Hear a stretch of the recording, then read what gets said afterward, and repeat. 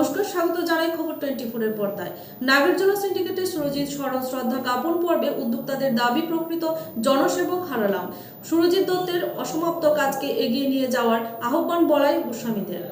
নাগরজোলা সিন্ডিকেটের উদ্যোগে সদ্যপ্রয়াত বিধায়ক সুরজিৎ দত্তকে শ্রদ্ধা জানানো হয়। আজ সাউথ ত্রিপুরা বাস অনার্স অ্যাসোসিয়েশনের কার্যালয়ের সামনে সুরজিৎ দত্তের প্রতিকৃতিতে ফুলমালা দিয়ে শ্রদ্ধাঞ্জলি অর্পণ করার মধ্য দিয়ে বিভিন্ন অংশের শ্রমিকরা প্রয়াত বিধায়ক সুরজিৎ দত্তকে স্মরণ করলেন।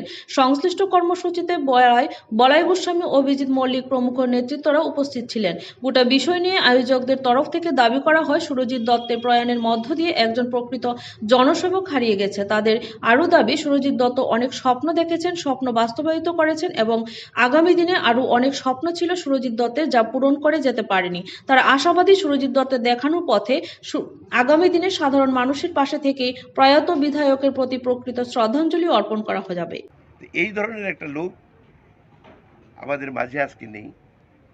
মাত্র দুদিন অসুস্থতা বোধ করেছেন, উনি চলে গেলেন।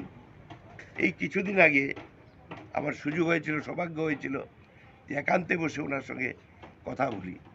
উনি কথা বলেছিলেন, ওনার অনেক স্বপ্ন ছিল, আরও কিছু করার, আরও কিছু ভাবনার ওনার ইচ্ছা ছিল, কিন্তু পূরণ করে যেতে পারেননি।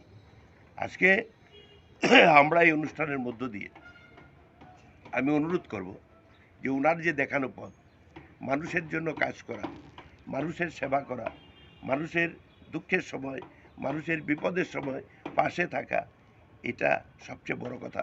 আমরা যেন এটা অনুসরণ করি এবং আমরা বলি মানুষ অমর হয় না। সত্যি মানুষ অমর হয় না, কিন্তু অমর হয় তার কর্মের মাধ্যমে। আজকে সুরদার যে কাজ, এটা কোনোদিন আমরা ভুলতে পারবো না। ওনার স্মৃতি, ওনার কর্মের মধ্যে দিয়ে আমাদের সারা জীবন আমরা ওনাকে মনে রাখবো। এবং আজকের দিনে আমি বলবো যে উনি যেখানেই থাকুক, উনি যেন ভালো থাকেন এবং ওনার যে শোকতপ্ত পরিবার, এই পরিবারের সকলের প্রতি আমি সমবেদনা জানাবো এবং ওনার পাশে থেকে ওনার অপূরণীয় কাজগুলি পূরণ করার জন্য আমরা সকলে মিলে চেষ্টা করব, এই বলে